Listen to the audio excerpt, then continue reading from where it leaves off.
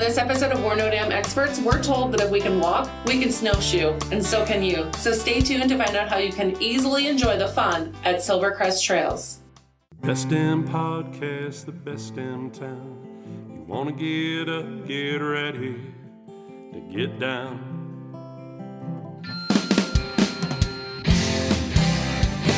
With its big wide sky and the wild river Thames, if you wanna go, we can take you there. To Great Falls, Montana. Welcome to the greatest damn town in Montana, Great Falls. I'm Maudie and I'm with Rebecca today. And we also brought in a guest. I'm going to call her the Good Idea Fairy. Oh, yes. If there is a project or improvement of Great Falls, she knows about it. She has her hand in it and she probably pushed the people forward to do it. So please welcome our friend, Gerry Jennings, to the podcast. Thank you. I appreciate that. Welcome, and I do Gerry. love ideas. She does. So, to preface this episode, you're the expert on the topic we're going to discuss today. Maudie and I, we're no damn experts. No, we're not. We're trying a new intro of a listener, so if it's a little different, let us know your feedback, but you won't anyway, so. You never talked to us.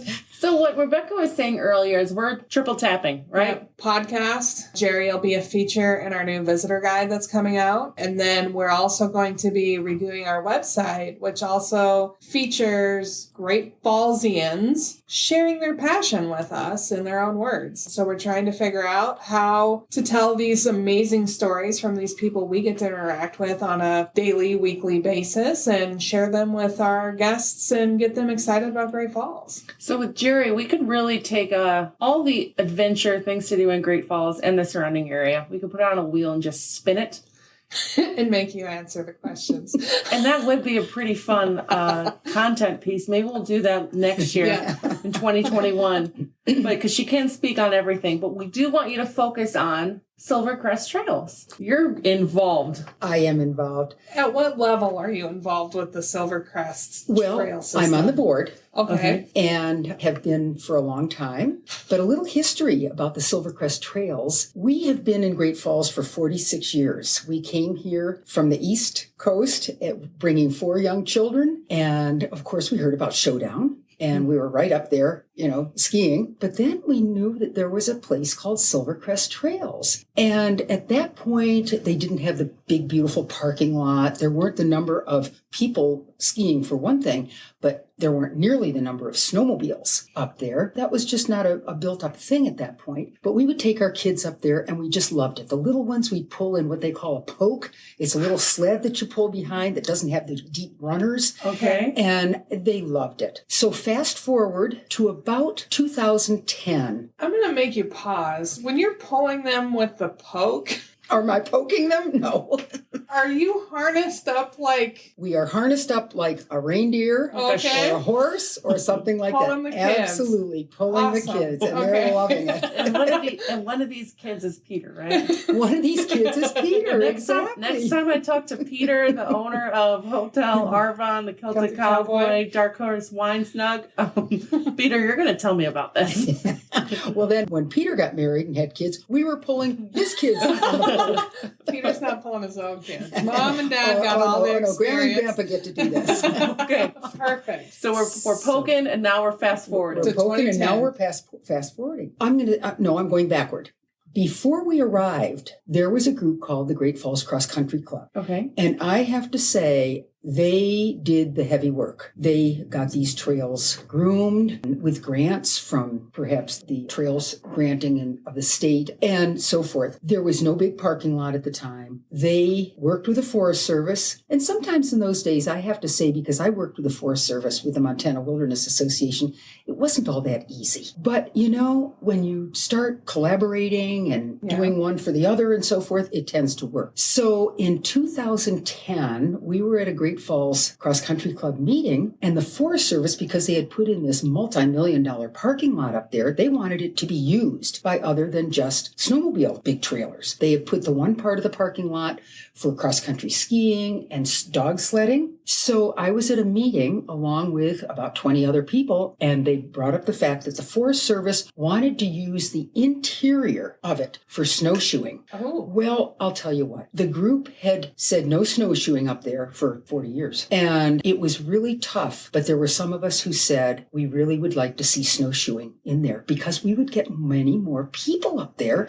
And the whole point is to get people outside recreating in the winter. So they decided that they weren't going to groom anymore. So immediately, I mean, it wasn't a week, and a group of us got together and said, we are going to groom, we are going to have cross-country skiing, and we are going to have snowshoeing. Well, I'll tell you what, we had been cross-country skiing up there for years, and we would see snowshoes along the trail. Once we put in those trails back there for snowshoeing, we've hardly seen a snowshoe print up there. Oh. It's been fantastic. The snowshoers totally respect the cross-country ski trails, and we really appreciate that. Well, I don't want to be crossing that traffic. They're going for it, right? Oh, yeah, you bet we're going for it. And we do now have, I think it's 4 spots along the trail, very well marked, where the snowshoers cross from one place to another. There have been no problems. Oh. Now, we don't allow dogs. Yeah. And there's good reason for that. You know, dogs leave their print one way or the other, and that's not pleasant. But also, there are people who, can you imagine everyone going along with a dog leashed around their waist? Not a good idea. Yeah. So there are dogs that are free, and there are people who would not go up there if there were dogs running around. There are plenty of places, Jefferson Creek, O'Brien Creek, Dead Man, Ranch Creek, etc., for people to go cross-country skiing in the Little Belts with dogs. There you go. There's your answer. So there's your answer.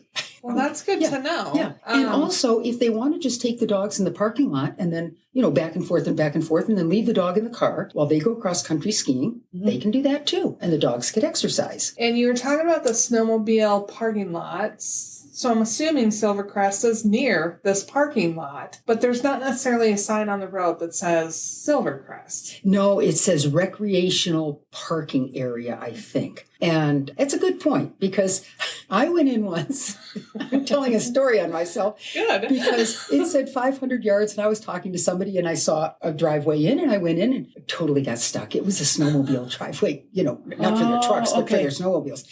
I was there for most of the day trying to get out. So it was not a pleasant thing. Now I'm very careful about where I go and what I'm talking about.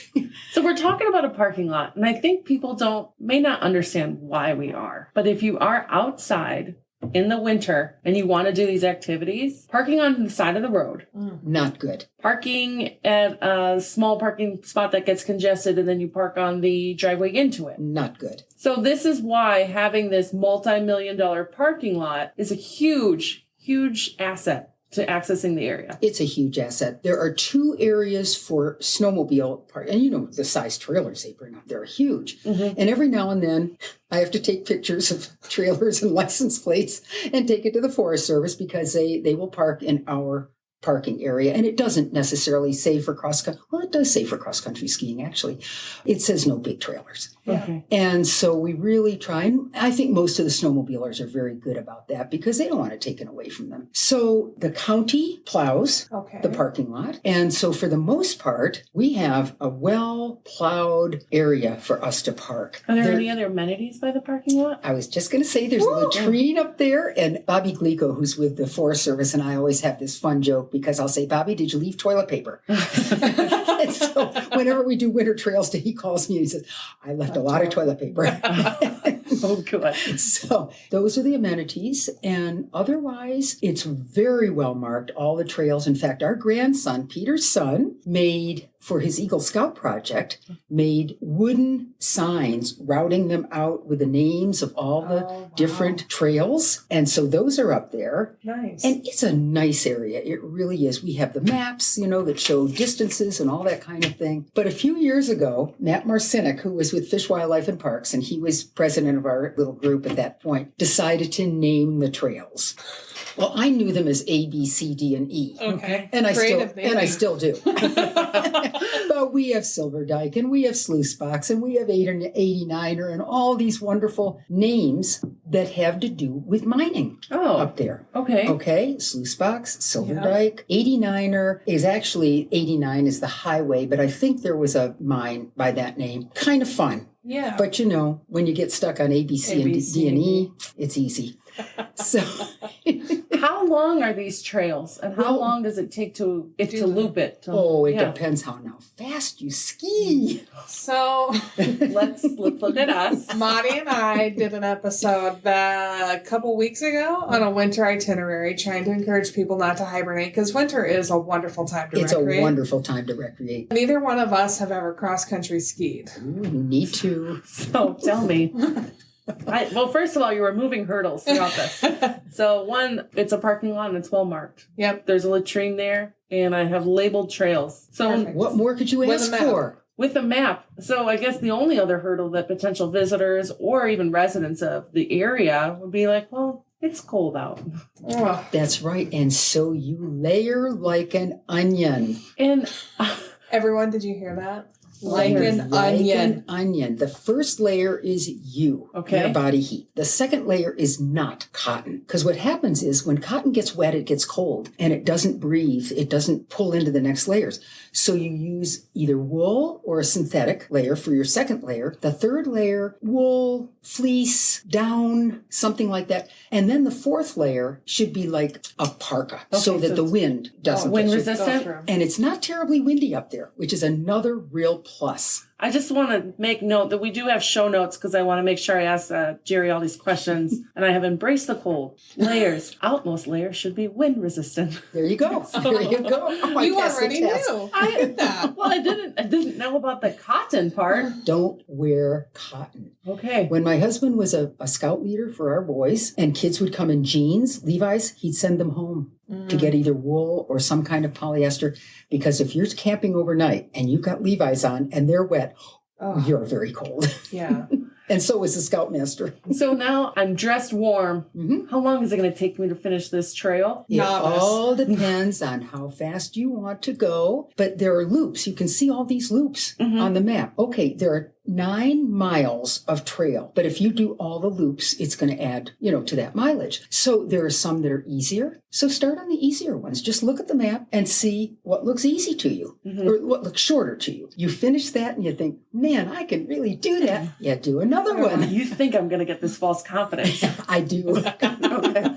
You get false confidence in a lot of things you do. So. I do. Yeah, so you'll have be fine. Now, do you have cross-country skis and boots? No, I don't, but I could rent them. You can rent them at Bighorn. Okay. And I think you can rent them at Forest Service office. You can rent snowshoes. Okay. But be sure you rent them before the weekend. Oh, I remember it now. It's Skier's Edge. And I'm pretty sure that they rent cross-country skis as well. And of course, they have the whole, clothing and skiing and all that. Awesome. Well.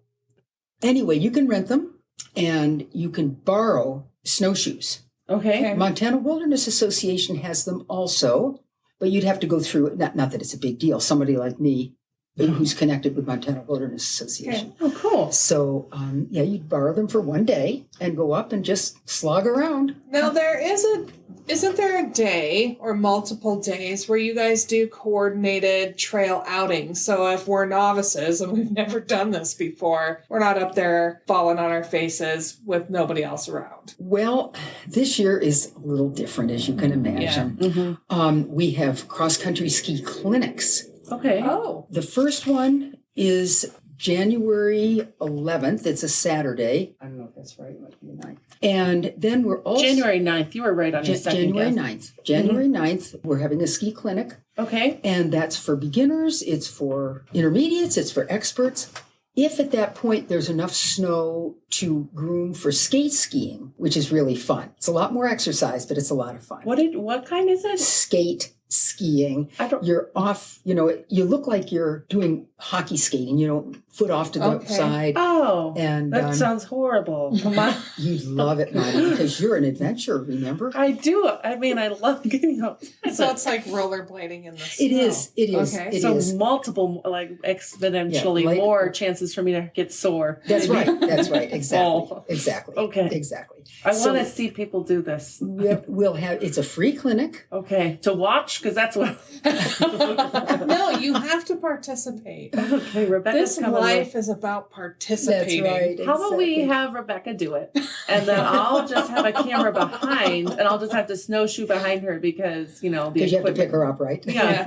It's only fair since I made you be the contestant for the rock climbing. Yes. Yes. Oh. Well, and then we'll have a race that is the state organization does races around. And we're going to have a race, and I'm not sure the date of that yet. Is that the one at the Nordic one? It's a Nordic. Good. You can check our show notes for, all these dates. Okay. And that's a lot of fun. And we're hoping to get some kid races as well. Okay. Yeah. So those are always fun. With COVID, it's hard. Yeah. It'll be harder, but we're outdoors. Yeah. And we can keep people separated outdoors. We always have a fire going and we usually have, some cocoa and stuff like that. Whether we can do that or not is another question. Well, bring your own cocoa and just enjoy it still. Well, that's exactly what they'll have to do. Oh, yeah. Probably. Because COVID will pass and eventually it'll be in our rearview mirror and we'll be having these things without any asterisks next to them of this is what we're going to have to do because of this. It'll just be back to recreating and enjoying the outdoors. Right, So exactly. Is either one of those events you talked about part of National Trails Day or? No. Okay. No, it is not. Winter Trails Day is a national thing. Nationally, they do it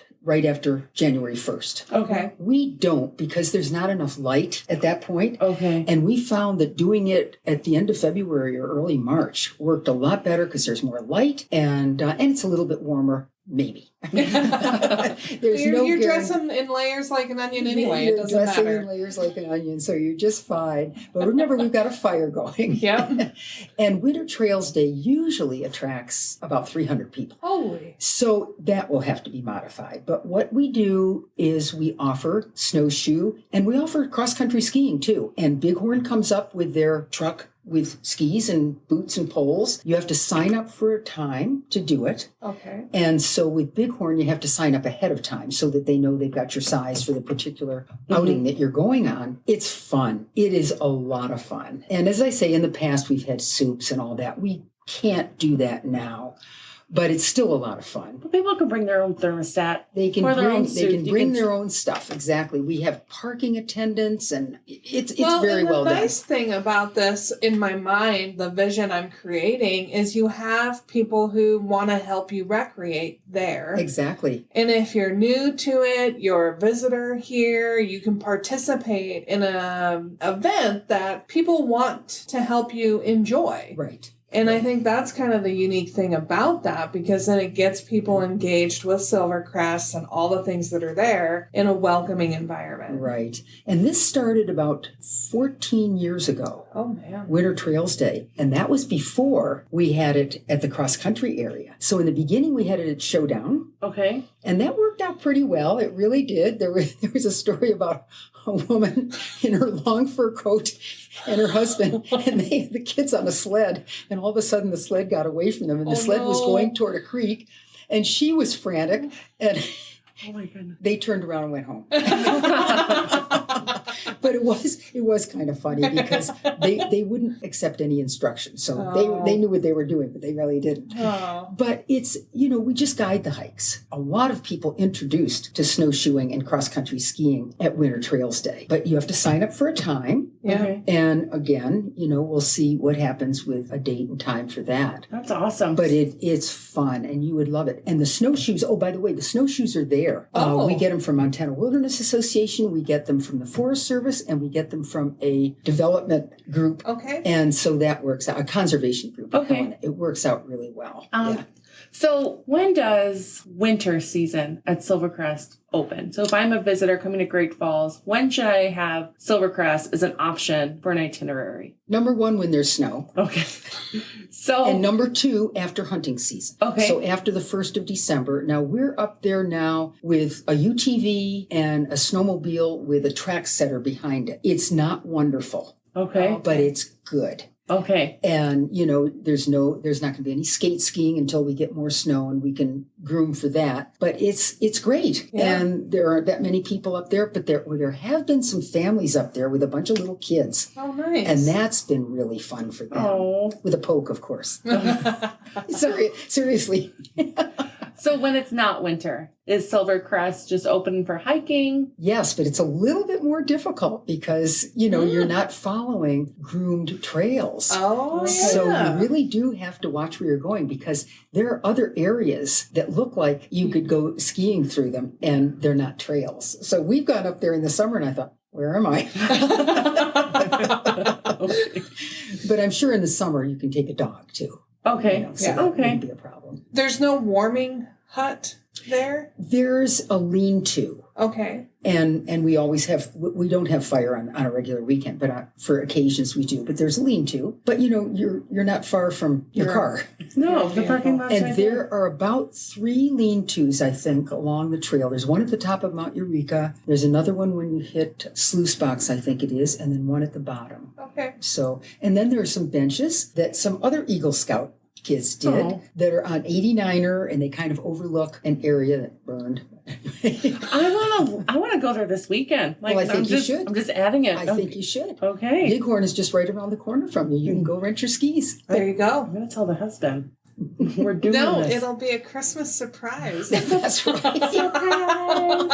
Well, we're residents, but we're talking to visitors of Great Falls. And this past weekend on Sunday, a bunch of our friends went to Showdown, Montana, because they wanted to do the skiing and snowboarding. And some of us were like, well, that's not really for us. Silver Crest is right just north of Showdown. Oh, a mile and a half. Yeah, so I could have just, said, you could have. Well, we know people who one got downhill skis and the other one cross countries, and they just drop one off and pick one up and so forth. Another perfect example how you can do double itineraries in Great Falls. Yeah. There's something for everyone. Right. Yeah. Well, and also, all through the Little Belts, you can go snowshoeing. Katie Katinsky with her girls in Glacier. They're going all over the place with it. And Katie has done some guest stories or blogs on our website for us about the I'm sure adventures she has done. She's and then on it all the time. It's great. She's just Summer awesome. and Her winter. Tom, they do such great work in our community, Yes. sharing the adventures they have. Right, so right. you can get inspired and go do their stuff. Well, and there's backcountry skiing. Okay. And now you'd love that one, Marty, because you climb up with skins on and then you take the skins off and you ski down. Look at your eyes. I'm so glad she said you'd enjoy that. Jerry, do you know me at all? Rebecca, I think you'd enjoy it too. No. They're like regular skis, Okay. but they're backcountry skis. They're all-terrain skis. And that you have a lift in the binding, but then to ski down, you clamp it down. We use those skis and boots for all of our skiing, whether we're climbing or not. And so you climb up and the skins hold you so you don't fall backwards. I'm going to call this episode 99 Ways to Die in Winter. Jerry's going to have me do it. Remember, there's a ski patrol up there. They can take care of you. Up there. And also remember, our guests who are coming from sea level, don't go strong right out the gate. That's right. You're going to need to acclimate That's right. before There are you two start. big things for people coming to an elevation. 3 big things, actually. Drink a lot of water. Don't drink alcohol for the first couple days. Really, it tends to make you sick. And then the elevation, just take it easy with the elevation. Yeah, it's like the rule of 24 hours beforehand, no alcohol. Just relax, drink that water, and get ready for your body to be tested. Yeah, but remember, we're not at Telluride or something at Right. 13,000 feet. We're at 6,000 feet. So don't stay away from it because there is elevation, because it's where there's elevation that there's snow. So we have to realize that. And so there's a lot of backcountry skiing in the Little Belts where you can go, and also you're sharing with snowmobiles. I mean, you're sharing the mountains with snowmobiles, but there are signs that say no snowmobiles and only quiet trails. You can go on any of the trails you want on skis, but I don't recommend going on the snowmobile trails because they're going fast. That's the whole point of snowmobiling, is to be outside and to go fast. Yeah. So take it easy. And what we always tell people when it comes to outdoor adventure is it is wonderful and it is amazing, but you're still outdoors and there are risks that are associated with it. You necessarily won't die. I mean, in general, you won't die, but there is things to be cautious of when you're recreating, whether it be spring, summer, fall, or winter, to be aware, to be prepared, bring your layers, make sure you're ready to be outdoors and be safe when you do it. There are avalanches. Yeah. There are avalanche courses, and we're the friends of the Little Belts, we're looking into an avalanche course. For the most part, most people, there will be no avalanches at Silver Crest. There will be no avalanches at Showdown. Yeah. But there are areas near Showdown that it will slough. Yeah. So you really want to be careful of that. And then in the summertime, there are bears. Now, there aren't grizzly bears, although I understand there might be one. Ooh. Isn't that exciting? We finally got our first grizzly bear. Jerry introduces an exciting feature. And I'm like, but have your bear spray. I went to Sluice Boxes this summer and I saw the first bears. And I went there a lot this summer and I saw bears. And then I saw their scat. Is that the word? Uh-huh. A woman I was with, she's like, that's bear scat. They're nearby. And I'm like, sure enough. I don't know why I gave her a southern accent. But I was She was visiting from the south. Yeah. But yeah, there is wildlife, but you're not really going to run into bears when you're skiing, are you? No, because they hibernate, remember? Oh, yeah. Because you're not a bear. You're not a bear. You're not hibernating. You're out enjoying. Maybe I should read my own podcast episode titles. Oh, that's a good one. Absolutely. No, and sluice boxes, I mean, that is a fun area. And one of the trails at Silver Crest is called the Nyhart Flyer. And if you know about the train that went from Great Falls to Nyhart, and it took fishermen up there, but it was really a mining train. So, they were bringing mining, silver and whatever they were mining up there. I imagine coal was probably brought too, but it was clean coal. Remember that? Yeah. So anyway. Always clean. But there's so many places in the Little Belts to go. It's a large area. I wish I could tell you how many acres it is. I can't. But it's a large area. And to be called the Little Belts, and the other one the Big Belts, the only reason they're bigger is because they're a little bit higher, but Little Belts are larger in area. Have more. There's a lot of it. So if you only have one weekend out of the entire year, where in the Little Belts do you go and what do you do and what season is it? She's putting her on the spot. Okay, I was going to ask you what season it was. Nope, you get to pick the season. I think winter. Yeah. I really do. I think winter at Silver Crest, or if you're more adventuresome or want to take dogs, there are plenty of trails for that. The backcountry skiing, there's so much. She didn't answer the question. One thing, Jerry. I said winter. Okay, winter. But what activity are you going to do? Skiing. Okay. She didn't limit the type of skiing. No, I didn't. Well, something. She's smarter than me. She has an entire weekend. Yeah, that's true. I could take my downhill skis. I could take my backcountry skis. I could take my snowshoes. I could take my cross-country skis, my skate skis. Do it all. Do it all. Darn it, Jerry. She's here for a weekend. She's already got acclimated. She's doing it all. There you go.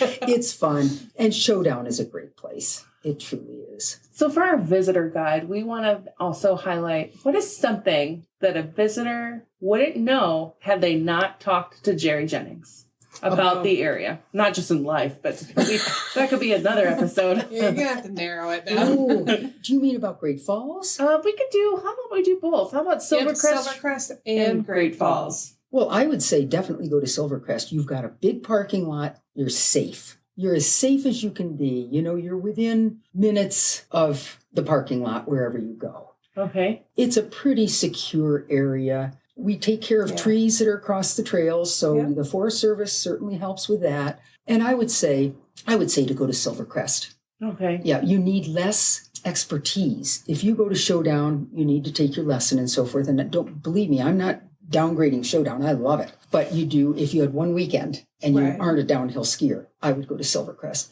Take snowshoes if you want, because that is easier. We always say if you can walk, you can snowshoe. Okay. I suggest taking poles because there are some areas that are on an incline, but a lot of people don't. So, Okay. you know, Will they make it through? Okay. yeah, you'd make it through for sure. And it's all well mapped.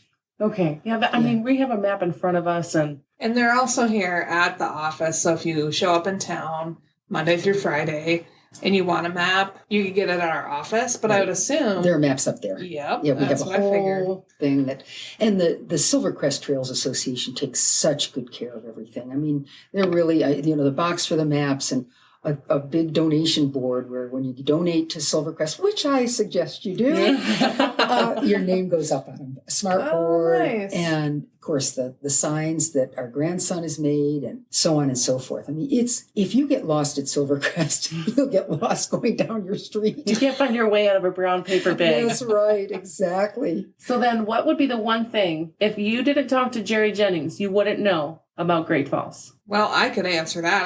I knew nothing about the Nyhart Flyer train. Oh, Now I know yeah. that story. Nyhart, that area has a great history. And we went on a mining tour once, old mines, obviously we're not going under the ground, with a former Forest Service woman. And it was outstanding. The whole history of Nyhart and Monarch is really exciting. They used to be pretty thriving towns. Yeah. Obviously, there was a school in Nyhart, which is now the senior center. We had a lunch. Oh, nice. They gave the verbal explanation, of a lot of the history.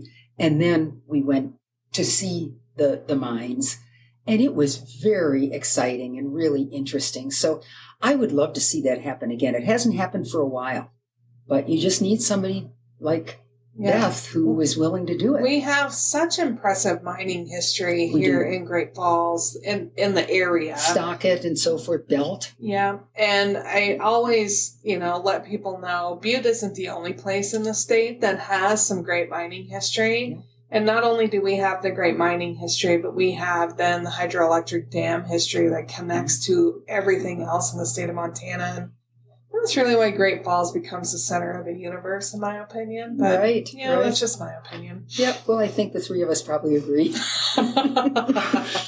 So it's been awesome visiting with you as always, Gerry. Well, thank you. Well, thank you for inviting me because I love to talk about it. So Gerry, I'm going to close our office door to you for probably a month because we're still working on the other projects you gave us. I still have more ideas, buddy. I know you do. So thank you, Gerry, for joining us on We're No Damn Experts, and we hope that everyone has a great holiday season. Yeah. Thank you for having me, and Merry Christmas, Happy Holidays to everybody. Merry Same Christmas. to you. Bye-bye. Bye-bye. We're No Damn Experts is the recorded claims from Great Falls, Montana, covering what you need to know about this amazing damn town. Damn, that felt good. On the next episode of We're No Damn Experts, Rebecca and Lottie visit with an expert from the C.M. Russell Museum, and they bring on a surprise guest themselves. We hope you tune in next week to find out who it is. We're No Damn Experts was produced by Great Falls, Montana Tourism with original music by the best damn musician, Joel Corda.